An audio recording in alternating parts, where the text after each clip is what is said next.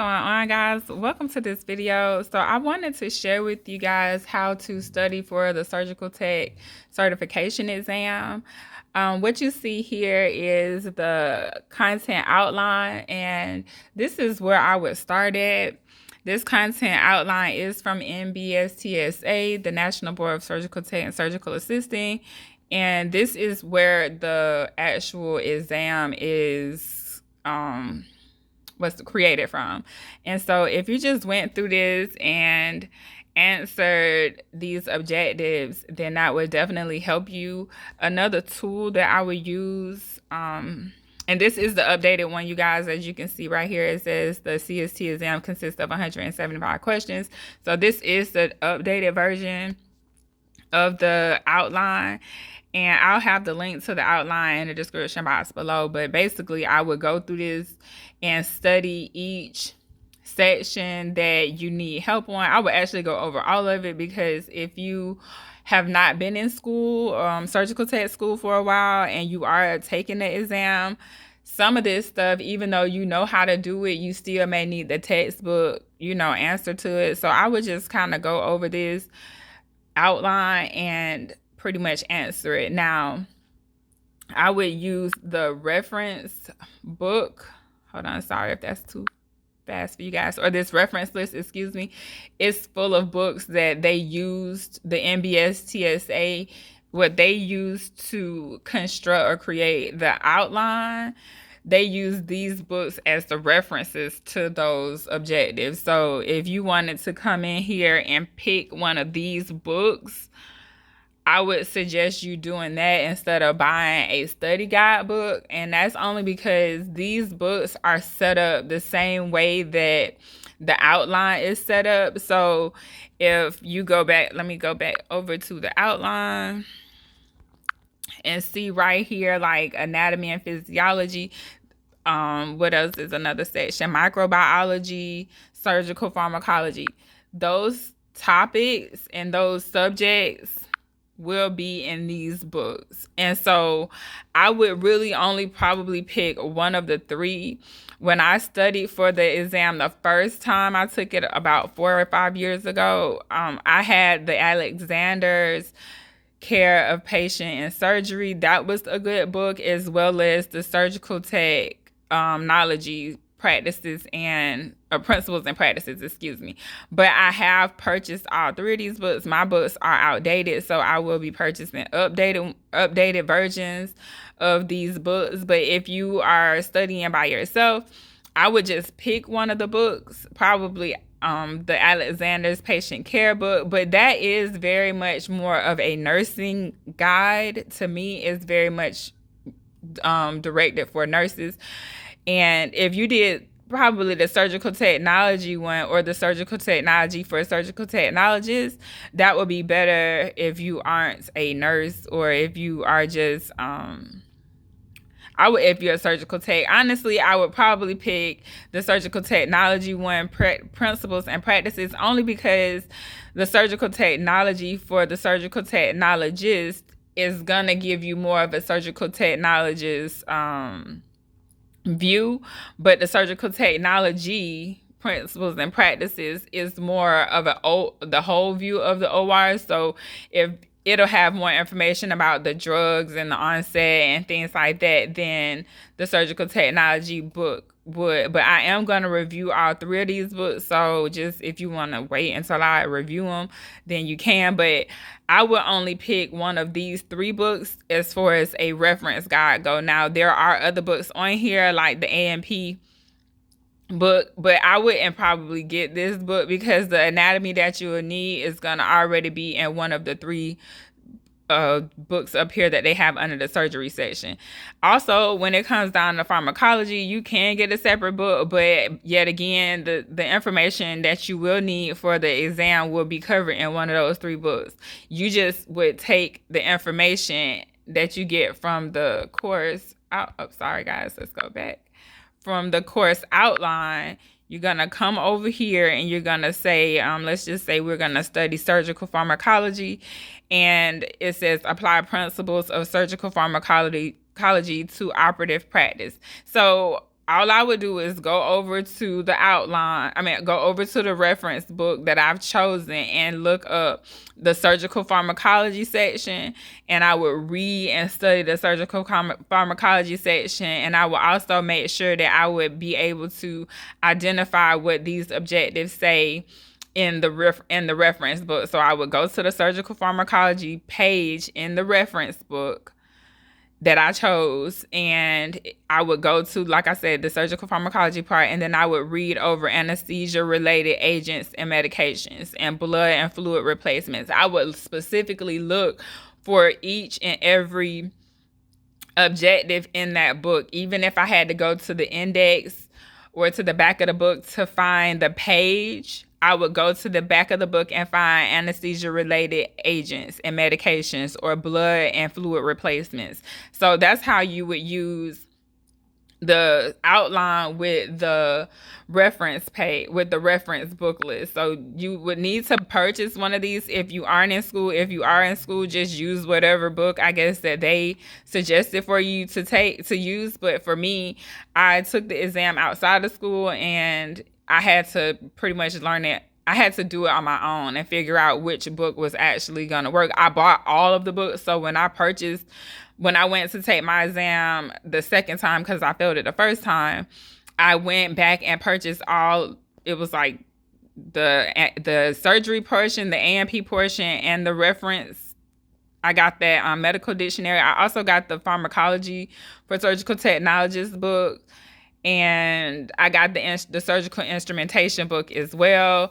Now, like I just said, that was a little overkill now that I know, and I was able to compare all three of them. But I am going to review these books for the sake of this website and for the sake of the channel and everything. But if you are just studying for yourself, I think the only book that you really need would be one of these three books, and it'll have enough information in them to cover all of these sections, the A&P and the pharmacology section. Also, one more book that I would like, or PDF that I would like to share with you guys, is the core curriculum for surgical technology. And this is a free PDF that you can download from AST. The link to this will also be in the description box below. This is the actual course curriculum that the surgical technologist programs teach the students. This is the updated version, or the most current version, I should say. I'm just going to stroll slowly because I don't want to get you dizzy. But how you would use this book is you would use the course outline, like we already discussed, as well as those reference materials. But this would give you a more structured way of looking at it. So let's just say, hold on, let me get down here. If you didn't completely remember some of the stuff, if you weren't in school, this is mostly for people who are taking the test that aren't in school. This is a breakdown of each of the sections that you would go over if you were actually in school. And all you would have to do is say, okay, well, I'm going to study A&P. And then you go to page 7. Scroll down without making you guys dizzy. I'm so sorry. Okay, so here's A&P. And then this is A&P. It gives you the objectives that the teacher, if you weren't in school, or if you were in school, this is what the teachers would have to cover to make sure that you understood each of these components. And so if you just want to kind of go over the curriculum, this is the curriculum. It's free. Like I say, I will leave the link to the PDF in the description box below. But you can also just kind of look over this and use this as well as a study guide and go back. And you still would need a reference book, you guys. So I would still get one of the books that were listed on this reference list, because you're going to need somewhere to go get your information from. You could go on Google if you wanted to, but I would go to one of these books because they're going to use the same type of wording that would be on the exam, or at least give you an idea of what they are expecting of you as a surgical tech. So I would just not do Google unless it was on some images. But even then, like I say, I would use the surgical technology principles and practices they will have a surgical, they will have an A&P section in it as well. So I wouldn't just be Googling things, but if you wanted to, you could, to each his own. And yeah, I would just use this. You can get this printed out at Home Depot, Office Depot, excuse me, or Office Max or any of those kind of stores. And if you want to, you can do a 3-ring binder, or you can have them printed out in a spiral notebook, or you could buy it from AST, but you could just print it out. It would probably be cheaper than just ordering it and having, I think it's $100. I'm not sure, but this is free. And you can use this as a study guide, even though it's not technically a study guide. It still gives you the idea of what you should know as a surgical tech. So this is a lot of information. I'm not going to lie to you guys. So give yourself some time to take the exam. Don't rush it. Just give yourself some time and learn the material. It's a lot. And just, if you are already practicing as a surgical tech, then some of this stuff may be easier for you to remember. And if you've already been on like a clinical rotation or something like that, then you may already be able to put some of the stuff, like some of the pieces together, so it'll make a little more sense to you. But if you haven't scrubbed or anything, then, you probably would want to take a little bit more time. But other than that, you guys, that's all I have for you in this video. So this is the core curriculum, like I said, and then this is the reference list of books. So these are the books that they suggest you use. So if you read it here, I'll read it real quick. It says the certification examination reference list contains the text used to develop the questions for the certification exam. The CST examination review committee uses the most current edition of each text listed for reference when creating the examination questions. So basically what I already told you, this is what they use to get the answers. Even on I have the app for the study guide from NBSTSA, and I have the surgical tech one and the first assist one, and they both put the references at the bottom of the question. So once you answer the question, it gives you the reference. These are the books that they use to give you those answers. So if you gave yourself about 3 months to study for this exam using the outline, the book that one of these books as a reference, and the core curriculum, I think you would definitely pass the exam. Also understanding different study tips on like how to study. So I write, and some people write, but not just writing out like your notes, writing them out and then reviewing them and maybe like rewriting them or transferring them to a different medium. So handwriting them, and then going back and typing them, putting images where they need to be at so you can get a visualization of what it is. This is a very visual industry or profession, being a surgical tech. Like, it's going to be a lot of hands-on, a lot of things that you're going to see. So I would definitely use any type of visualization aids that you can find. Some of the textbooks will have websites and other study material in it, so utilize those so you can get more familiar with the terminology and the procedure and just how things actually go in the OR the textbook way. So I would use those practice tests if you can get a book that has access to those. Most of the books that I've seen, the medical books for surgical techs, have an additional website with some additional either like flashcards or just some extra study material just because you purchased the book. And I think it would be great. If you also wanted to go to the library, you may be able to rent these books from the library instead of having to pay for them. If you aren't in school, I know if you're in school that it already came with the tuition or whatever. But for those of us that aren't in school right now, these books cost around $100 a piece, and that's used or rented. I definitely know that Amazon has a rentable version, so I'll just show you what I do here. I'm going to highlight the ISBN number, and we're going to, hold on, I'm going to have to move that. Okay. And then we're going to go over to Amazon. and just place that number right into the search bar and search. Oh, I got my, hold on, let me turn the, I hope it doesn't start like beeping now. Sorry about that, guys. Okay. So, and here's this book. This book is $66 for the hard copy, which is not bad. And I think that was to rent, if I'm not mistaken. Yeah, it's 100. Sorry, guys. I knew that was gonna happen. So it's $100 to buy it, but you could definitely rent it.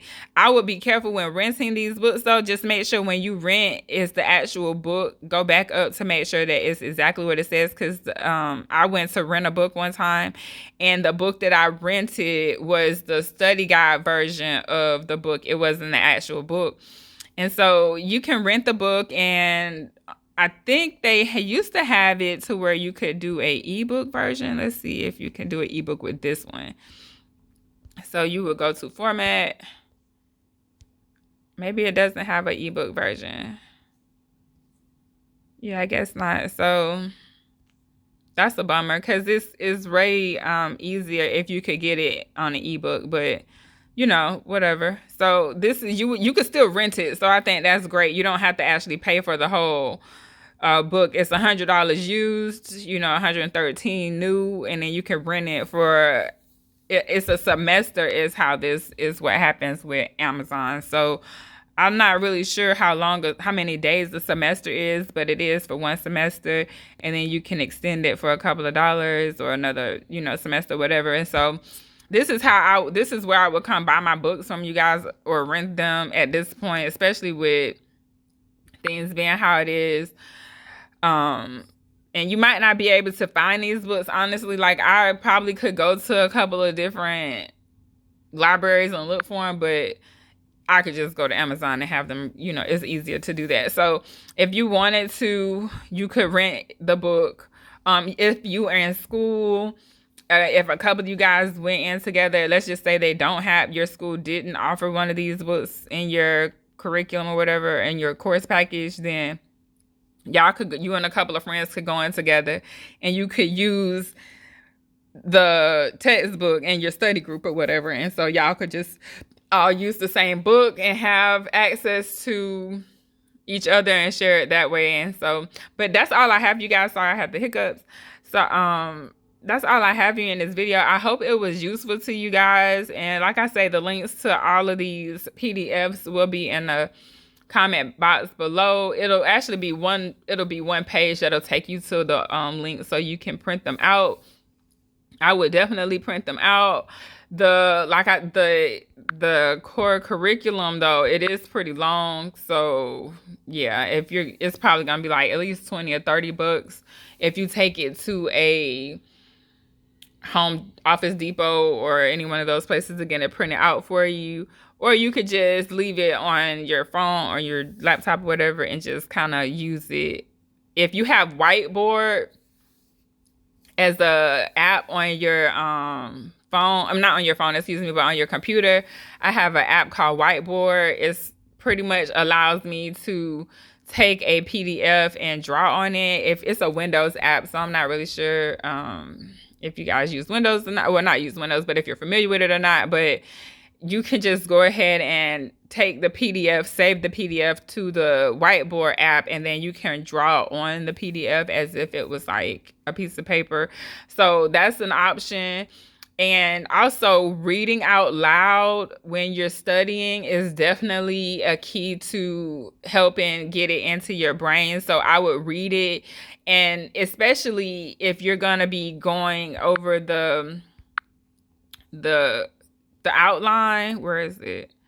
When you're going into these subjects, the topics, to read them, try to stick with just read the actual chapter.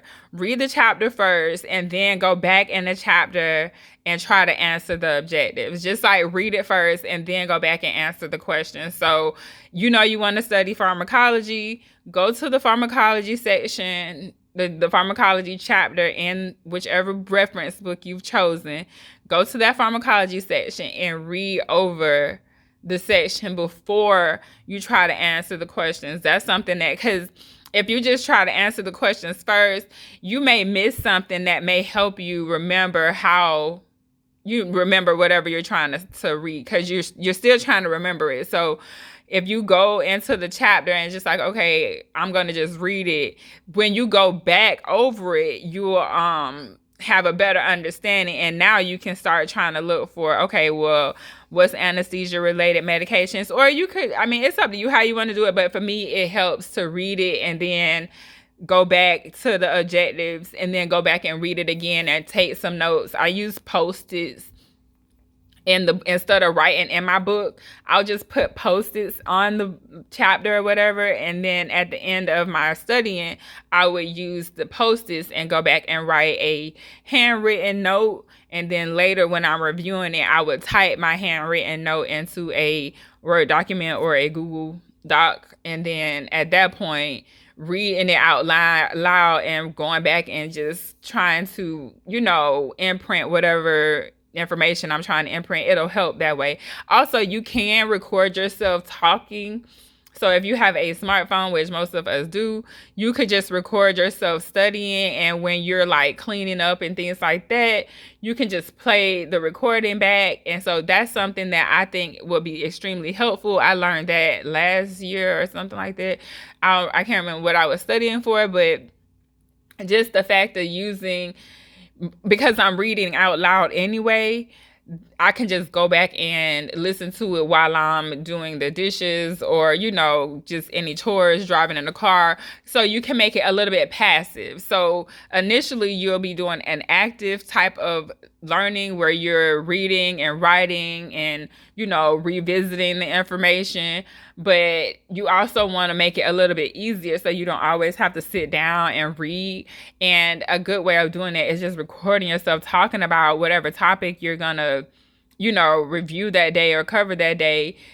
Record yourself talking about it, and then, go back and listen to it. Make sure you're reading out loud and clear enough, and that you just use that time to do two things for yourself. So you're learning at that moment, and then it'll make it easier for you to kind of review your notes later, where you could just say, oh, I'm in the car, and so listen to the music.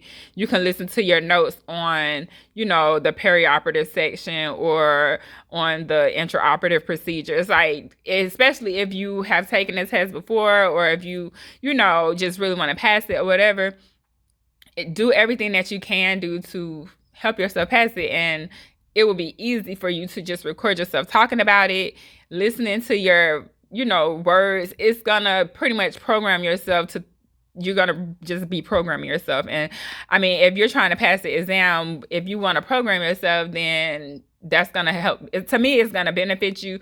Also, maybe create a video with a slideshow of images that will help you either remember something or just trigger something. So you don't always have to do a full study guide. You can just do, like, if you're taking notes, you can do like bullet points, and those bullet points should trigger some type of emotion or something in your mind, some type of trigger. So if you want to do a video with like visual triggers, like the heart, and because you'll need to know about the different chambers of the heart, you'll need to know. And anatomy, I think, is gonna definitely require you to have a more visual component. And so anatomy is a very long section, even though it's only 20 questions that they're gonna get from out of it. But if you don't understand anatomy, then it's just gonna make it more difficult, and so take some time, take some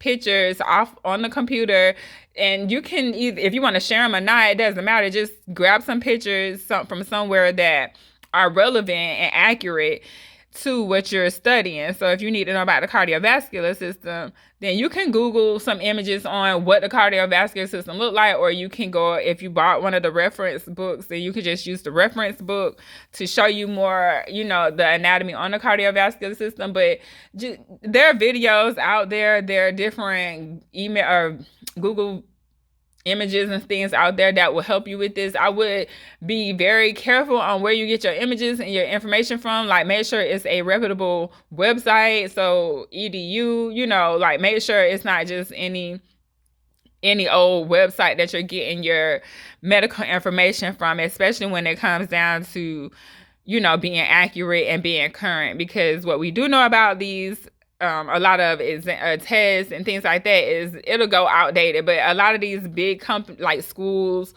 I can't even think of any other like major schools right now that have online medical websites, but there's some out there. I feel like I can't remember the name of it right now. It's like right on the tip of my tongue, but it's a website that I've used several times, and it is a college or EDU website, and they offer medical like images and things like that. And so, just my whole point of telling you this is just to be mindful of where you get your information from. Just make sure that the website, like I say, is reputable and that it's just not any old .com. When it comes down to your study material, you can get some reference material and all that stuff, and from like a .com, because I'll be dropping some links in the description box, and there'll be two different things. But when you're going for your medical information, I would definitely either get it from one of these reference books, or if you're not going to get it from a reference book, go on to a reputable website that will help you get the information you're looking for, especially when it comes to the pictures. That's what I'm really like. The information I would get from the reference books, but the pictures, if the book that you get don't have enough pictures, or if you need more, information on the topic that you're studying just for yourself, then I would go online and I would look up that structure or whatever, especially like I say when it comes to anatomy, because anatomy is a lot, and so you want to make sure you have the correct information, the most current information. And so when you're looking for that stuff, just make sure you're getting in your pictures and stuff, but make a video of yourself, like a slideshow of the images. And you can even do like a voiceover talking about how each image, what it triggers you or what it makes you think of. And because like with the cranial nerves, you'll need to know those. So it's just a lot of things that you'll want to learn, and you're going to need to learn for this exam, but you're going to also need to find ways to help yourself remember it, and to program yourself to know the stuff. And if you know it and you study it the correct way, and you start doing like I say, you recording yourself studying out loud, and then later on you're gonna know the stuff, and then it's gonna bring you a different type of confidence, because once you know it, and then you'll be a lot more confident taking the exam. And I think that's one of the biggest things that anybody should take away. If you're anxious and nervous and stuff, that's because you don't know enough. You just need to go learn some more, and then if you know it and you go and you go take the exam, and if you study for it, you put the time in, then you'll pass it. And that's just what it is. And so that's all I got for you in this video, you guys. It was a pretty long video, and I hope this was helpful to you. And I will see you guys on the next one. Bye.